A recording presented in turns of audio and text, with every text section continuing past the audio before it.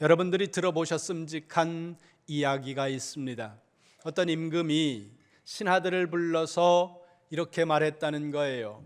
저쪽에 보면 커다란 우물이 있고 그 우물 곁에 항아리를 독을 하나 놓아둘 터인데 그 독에 손을 대지 말고 우물에 물을 길어서 독에다가 채워라. 그런 명령을 내렸다는 거죠. 그 명령을 듣고 신하들이 가서 보니까 커다란 우물 곁에 독이 하나 있는데 자세히 보니까 밑이 빠져 있는 겁니다. 밑이 뻥 뚫려 있으니까 신하들이 그걸 보고 생각하기를 임금님이 노망이 나셨나? 생각이 없으신가? 그러면서 불평하고 투덜거리기 시작하고 어떤 신하는 시도해보기도 전에 벌써 포기하고 또 어떤 사람은 몇 번 해보다가 포기하고 그러는 중에 다 신하들이 돌아간 다음에 좀 우직한 신하 한 사람만 남았다는 겁니다. 이 신하도 독을 보니까 물을 채워 넣을 수는 없는데 독에 손을 대지 말라 했으니 어떻게 할까 고민을 하다가 그냥 임금님이 시킨 대로 물을 퍼서 붓는 겁니다. 부으면 흘러가고 부으면 흘러가고 그래도 임금님이 뭔 생각이 있으니까 이래 하라 하셨겠지 그래 생각하고 계속 반복하는데 밑이 뚫린 독은 차지 않고 샘물의 물은 거의 다 부었습니다. 그리고 샘의 물이 거의 바닥이 드러났을 때 보니까 그 바닥 밑에 뭐가 보이는 거예요.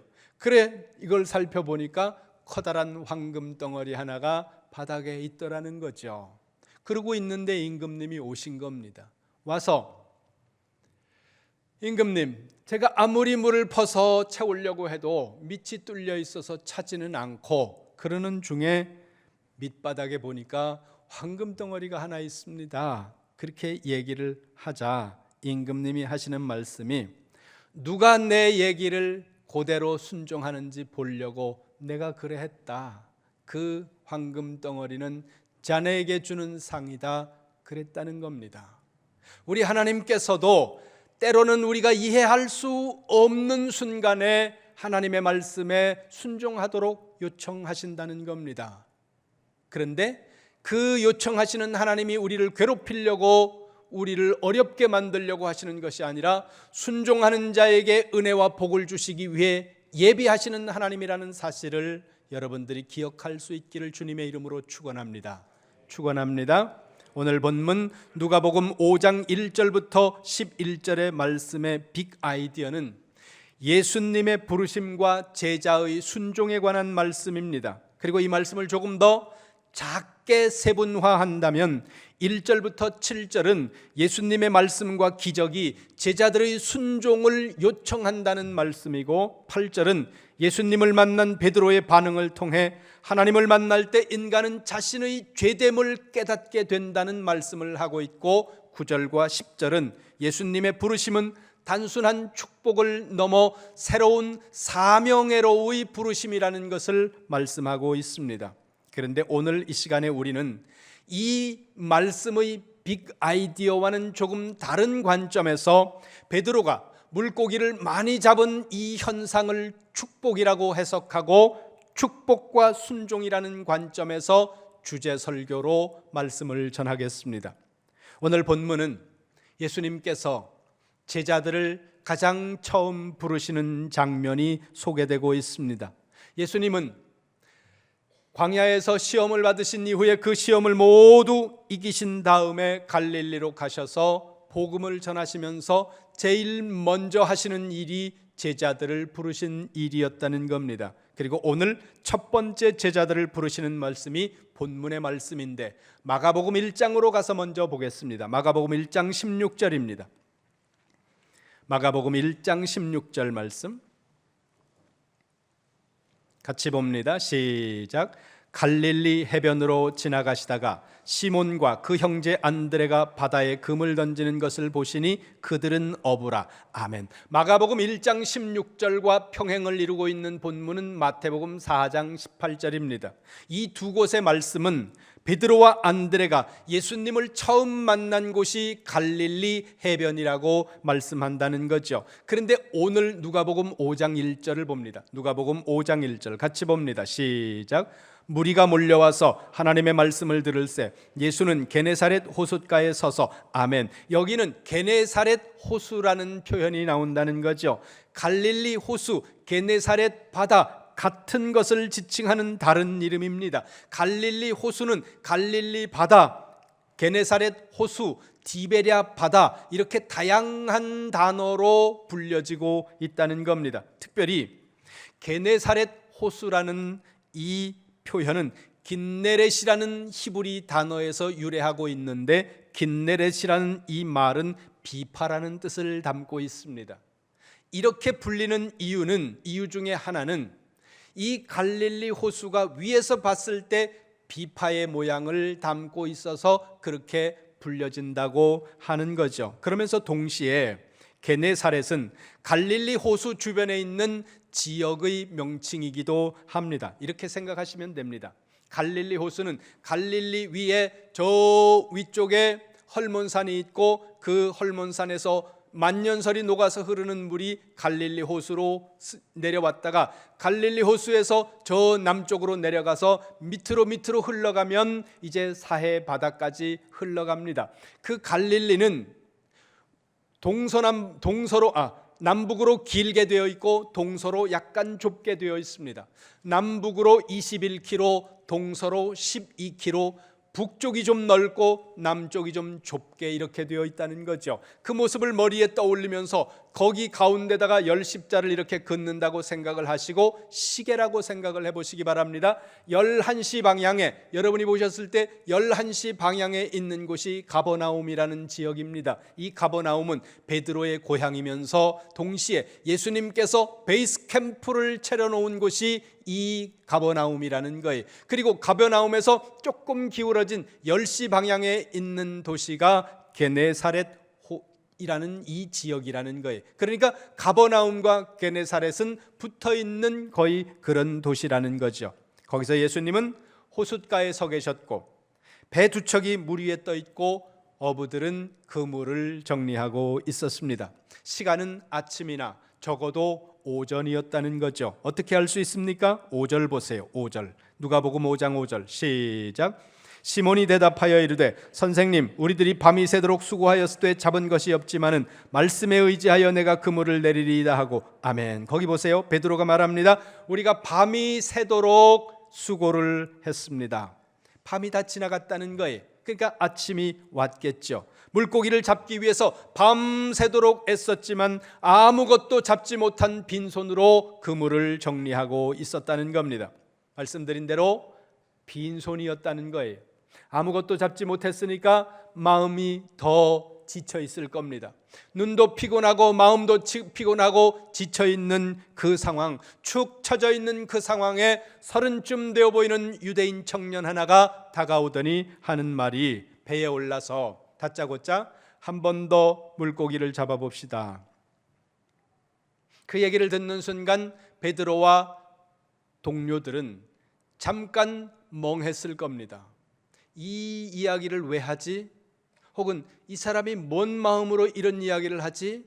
지금은 물고기를 잡을 때가 아닌데 이런 생각들이 복합적으로 들었다는 거죠. 그렇지만 베드로가 그 유대인 청년의 말을 따라서 호수 쪽으로 뱃머리를 돌리면서 배의 주인 시몬이 지나가는 말처럼 이렇게 말합니다.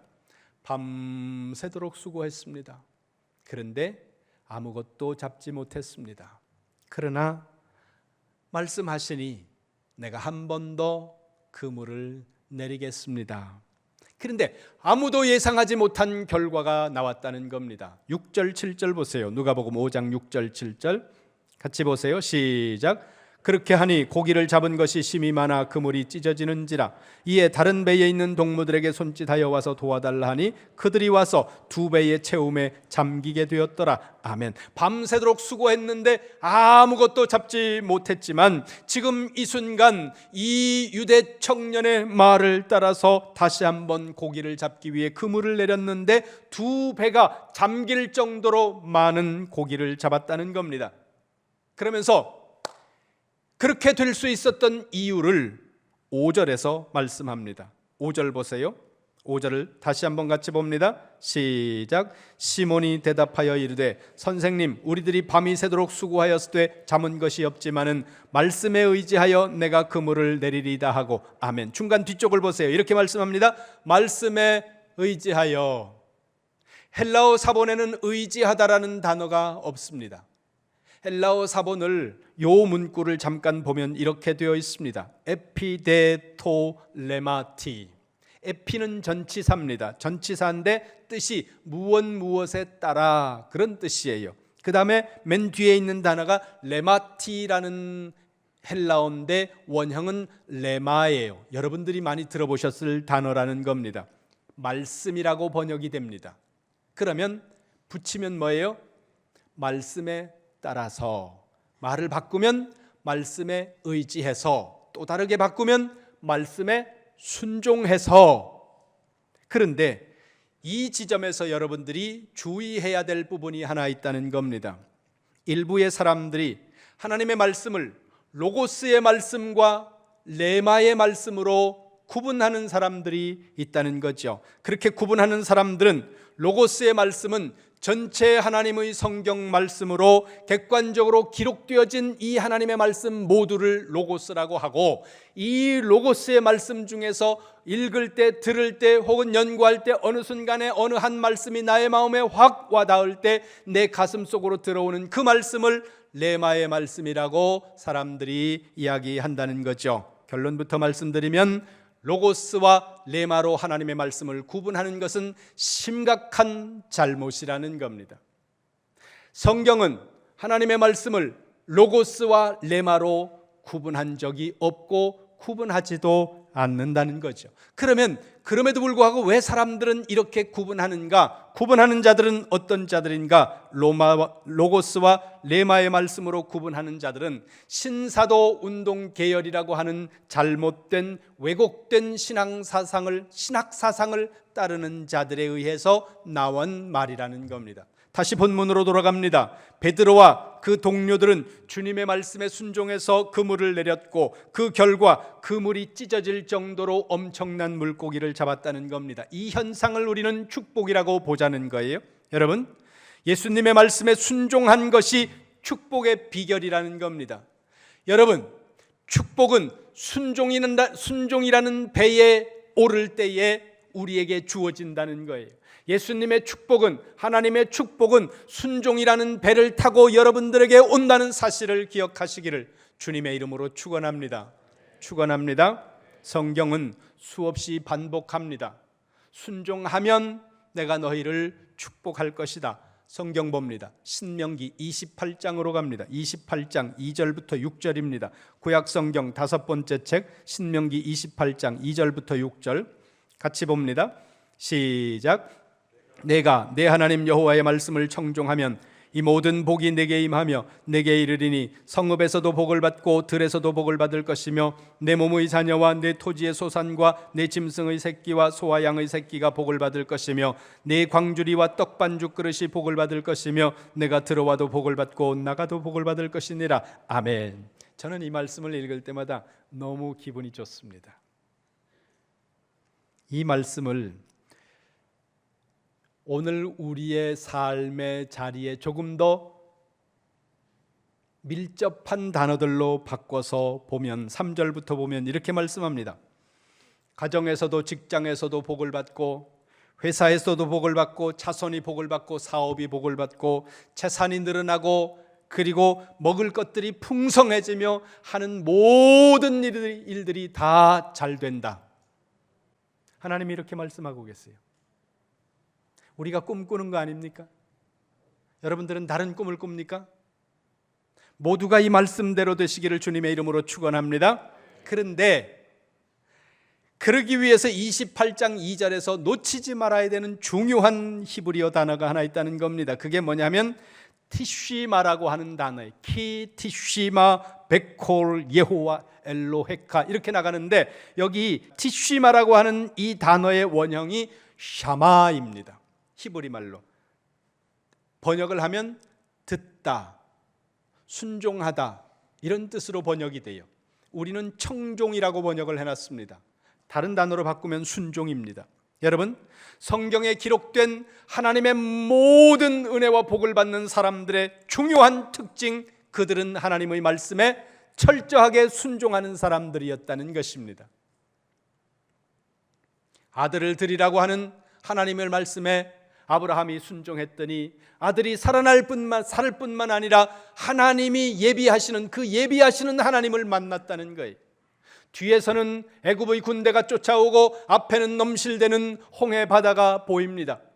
어떻게 할 수 없는 그 절체절명의 순간에 사람들은 원망하며 불평하고 있습니다. 그때 하나님께서 모세를 향해 말씀합니다. 홍해를 향하여 손을 지팡이를 높이 들어라. 그 말씀에 모세가 순종했더니 흘러넘치던 홍해 바다가 갈라졌다는 거예요.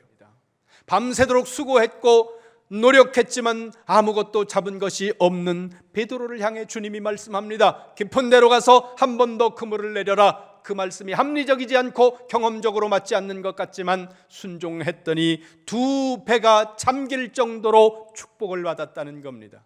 여러분, 축복은 순종이라는 통로를 타고 옵니다. 축복은 순종이라는 배를 타고 온다는 것을 기억하시기를 주님의 이름으로 축원합니다. 축원합니다.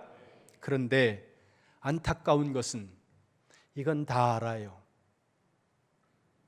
그런데 순종하지 못하는 삶이 우리의 삶이라는 거죠. 그러면 왜 알면서 하나님의 말씀에 순종하면 하나님이 은혜를 주시고 순종하면 복을 주신다는 사실을 성경을 통해 우리는 알고 있음에도 불구하고 왜 안타깝게도 우리는 순종하는 일에 실패하는가, 그 말입니다.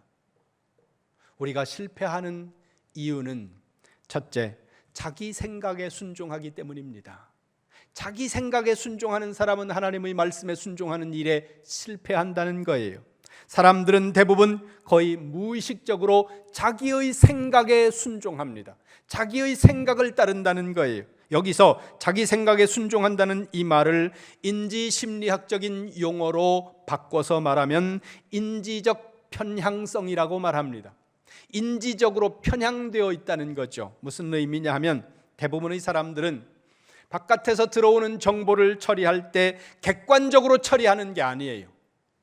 바깥에서 내 안으로 어떤 정보가 들어오면 그거를 객관적인 데이터를 분석해서 정보를 처리하는 것이 아니라 바깥에서 들어온 정보를 내가 가지고 있는 기존의 내 정보로 처리한다는 거예요. 그래서 내 정보와 맞으면 수용하고 맞지 않으면 거부한다는 겁니다. 객관적으로 정보를 처리하지 않는 것이 사람들이라는 겁니다. 그뿐만 아니라 우리가 새로운 정보를 습득하고 그 새로운 정보를 처리하는 그 과정에 엄청난 에너지가 소비된다는 거예요. 우리가 보이지 않지만.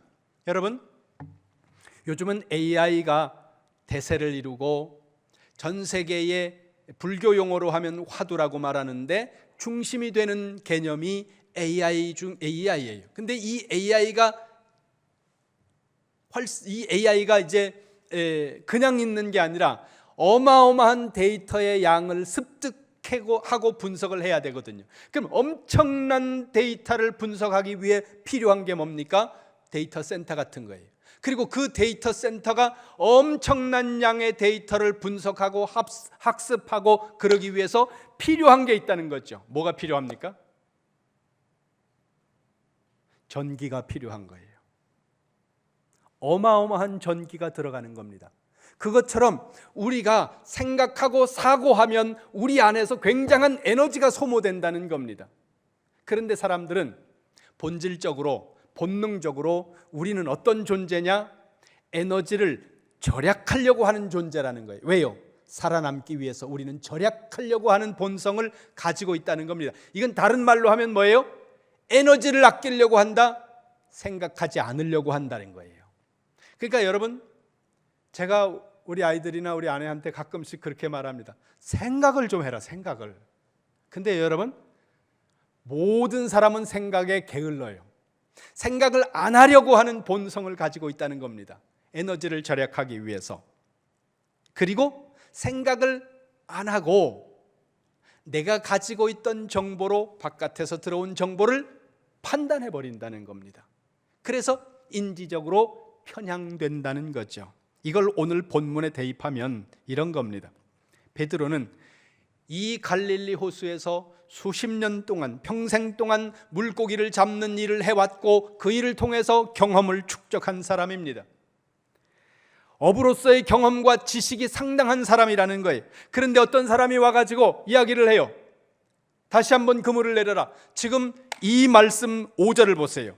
거기 보세요. 이렇게 말합니다. 선생님, 우리들이 밤이 새도록 수고하였으되 잡은 것이 없습니다. 이 말은 뭐예요?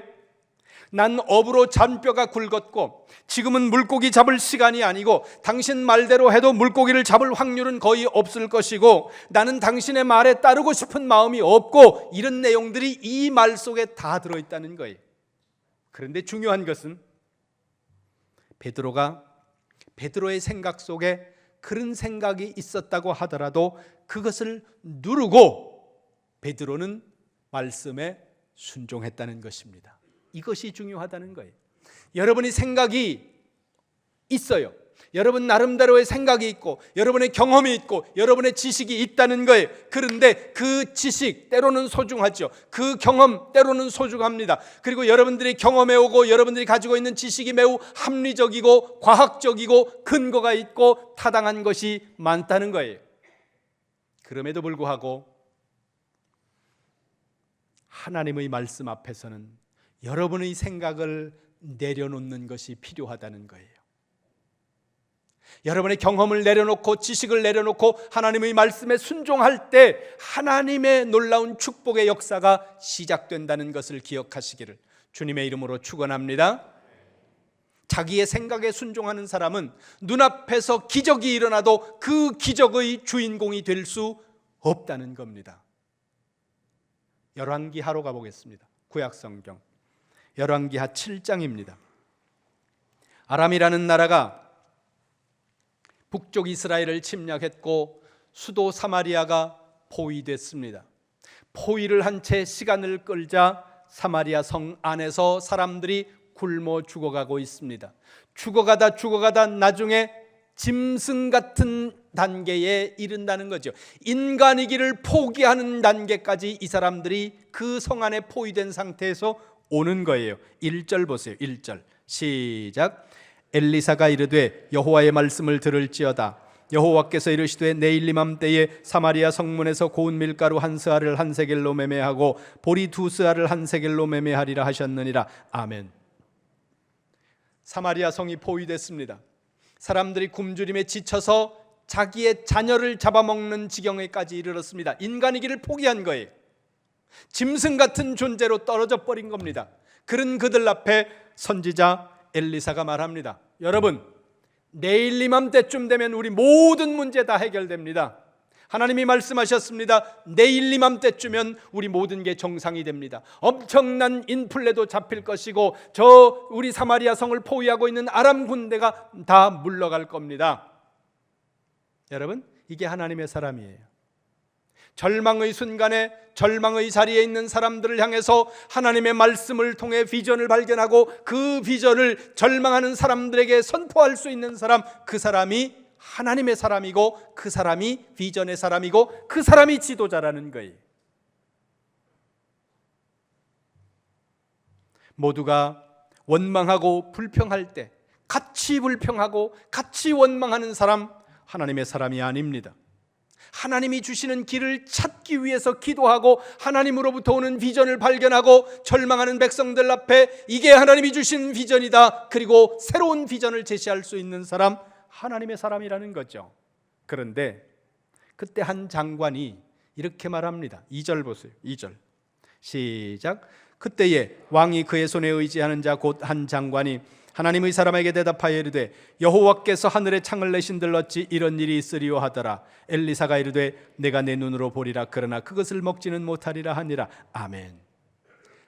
왕이 그 손에 의지하는 한 장관, 굉장히 왕의 최측근이면서 중요한 자리에 있는 사람으로 볼 수 있는 거죠. 오늘 우리식으로 말하면 대통령 비서실장 정도로 봐도 될 겁니다. 그런데 그 사람이 이렇게 말해요. 맨 중간쯤 보세요. 에이, 그런 일이 어떻게 일어나? 하늘의 창을 뚫어도 그런 일은 일어날 수 없어. 이 사람은 매우 합리적인 자기 생각에 순종하는 사람입니다. 많은 사람이 이 길을 선택한다는 거예요. 그런 그를 향해 선지자가 말합니다. 맨 뒤를 보세요. 2절 맨 뒤에 내가 내 눈으로 보리라. 그러나 그것을 먹지는 못하리라. 자기 생각에 순종하는 사람은 하나님의 기적을 경험하지도 못하지만 기적이 일어난다고, 축복이 일어난다고 하더라도 그것을 자기 것으로 누리지 못한다는 거예요. 16절 보세요. 16절, 7장 16절 시작.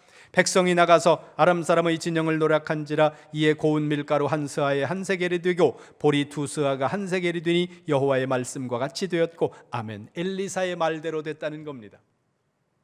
그 앞에 그 사이에 무슨 일이 있었는지는 여러분들이 잘 아니까 생략하겠습니다. 전쟁이 끝났습니다. 엄청난 인플레가 잡혔습니다. 사람들의 삶이 정상으로 돌아왔다는 거예요. 하나님이 말씀하신 그대로 됐다는 거죠. 그리고 17절 보세요. 17절 시작.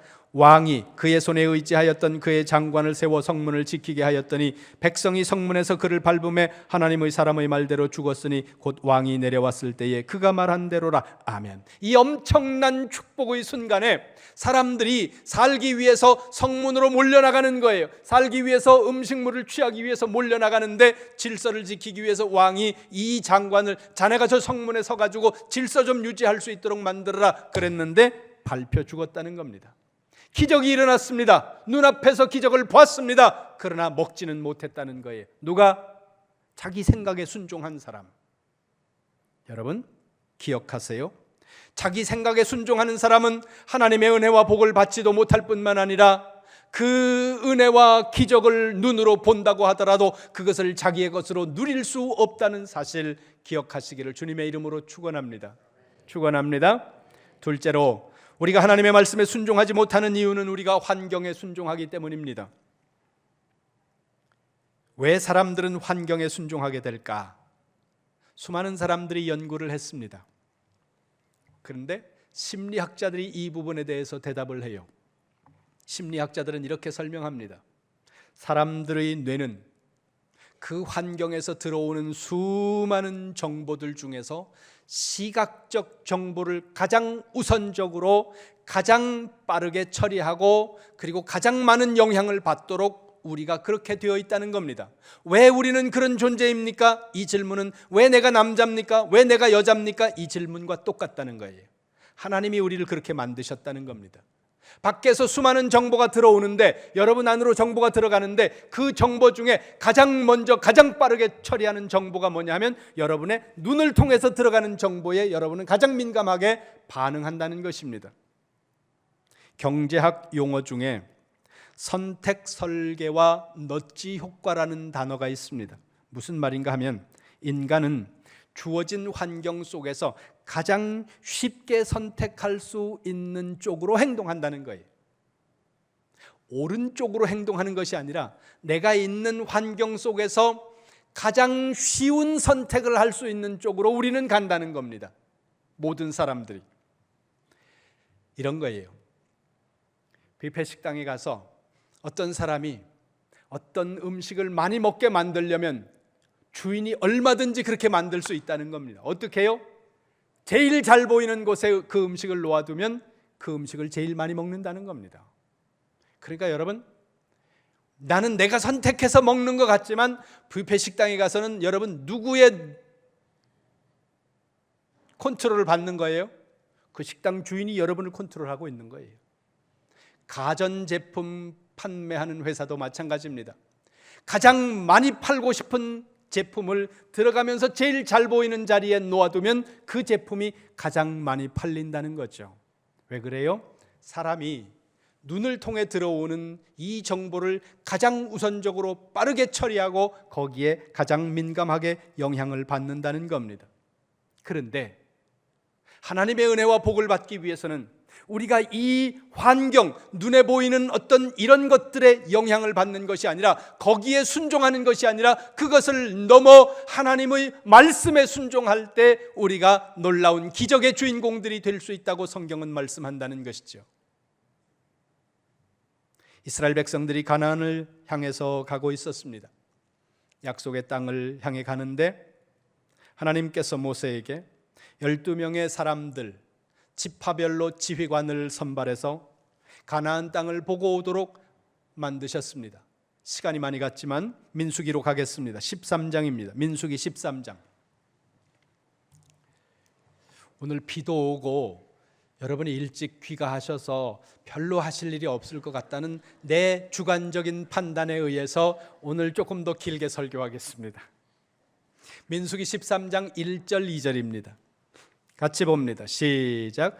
여호와께서 모세에게 말씀하여 이르시되 사람을 보내어 내가 이스라엘 자손에게 주는 가나안 땅을 정탐하게 하되 그들의 조상의 가문 각 지파 중에서 지휘관 된 자 한 사람씩 보내라. 아멘. 거기 맨 뒤에 보세요. 지휘관이 뽑혔다는 거예요. 일반 사람이 아니라 지휘관이라는 거예요. 가서 그 하나님이 약속하신 가나안 땅이 얼마나 좋은 땅인지, 얼마나 젖과 꿀이 흐르는 비옥한 땅인지를 보고 오라는 거예요. 그런데 그만 이 12명의 지휘관들이 자신들이 본 그 환경에 순종해버리고 말았다는 겁니다. 32절 33절 보세요. 민수기 13장 32절 33절 시작. 이스라엘 자손 앞에서 그 정탐한 땅을 악평하여 이르되 우리가 두루 다니며 정탐한 땅은 그 거주민을 삼키는 땅이요 거기서 본 모든 백성은 신장이 장대한 자들이며 거기서 네피림 후손인 아낙 자손의 거인들을 보았나니 우리는 스스로 보기에도 메뚜기 같으니 그들이 보기에도 그와 같았을 것이니라. 아멘. 하나님이 가서 그 땅이 얼마나 좋은 땅인지를 보고 와 이렇게 말씀했는데 이 사람들은 거기 가서 자기들이 상대할 수 없는 사람들, 그 사람들을 보고 그만 그 환경에 눌려버렸다는 거예요. 그 환경에 지배를 당해버렸다는 겁니다. 환경에 순종해버렸다는 거예요.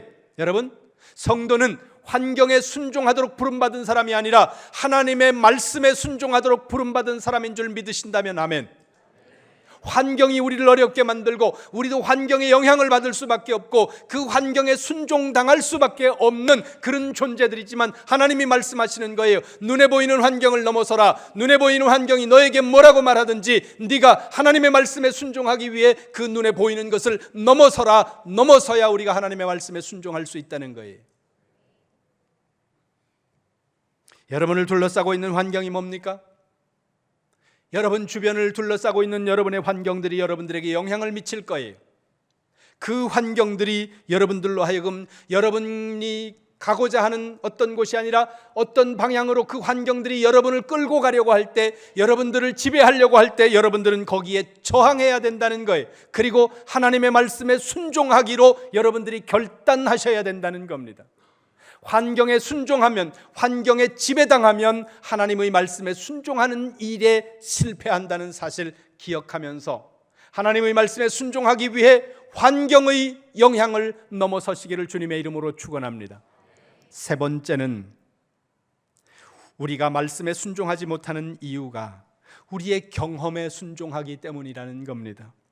심리학 용어 중에 대표성 휴리스틱이라는 단어가 있습니다. 이 대표성 휴리스틱이 뭐냐 하면 사람들은 자기가 가지고 있는 이 소수의 정보를 가지고 전체적인 것을 판단하려고 하는 경향성을 우리가 가진다는 거예요. 모든 사람들은 이런 겁니다. 일종의 선입견 같은 겁니다. 예를 들어 여러분들이 변호사를 만났다. 그러면 여러분들 마음속에 이 생각이 든다는 거예요. 말 잘하겠는데? 그 사람이 말을 잘할 수도 있고 말을 잘 못할 수도 있습니다. 변호사는 말을 다 잘하는 게 아니지 않습니까? 그런데 우리는 그렇게 판단을 일단 내려버린다는 거예요. 어떤 판단을 내릴 때 매우 경제적이고 효율적으로 판단을 내리고 빠르게 판단을 내릴 수 있지만 이것이 우리를 오류에 빠지게 할 수도 있다는 사실입니다. 그런데 우리는 그런 성향을 가지고 있다는 거죠. 경험을 통해 봤을 때 지금 베드로와 그의 동료들이 그물을 씻고 있는 이 아침은 고기를 잡을 시간이 아니라 그물을 정리할 시간입니다.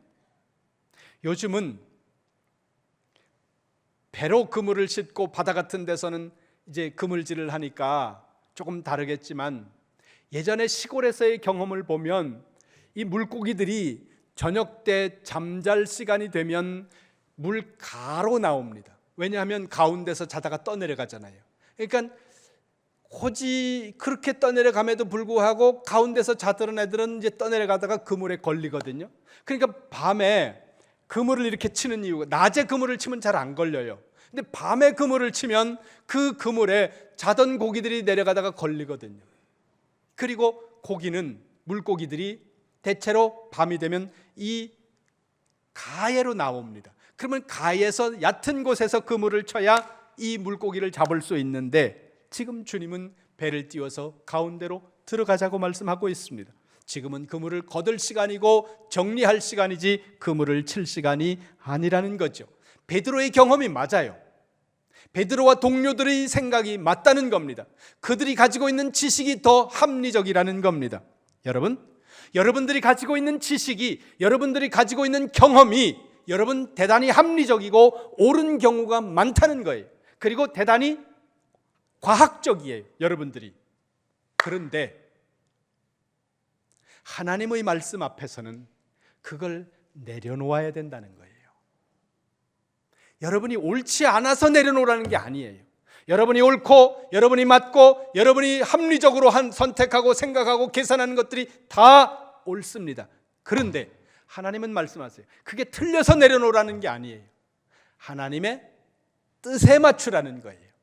하나님의 생각에 맞추라는 것입니다.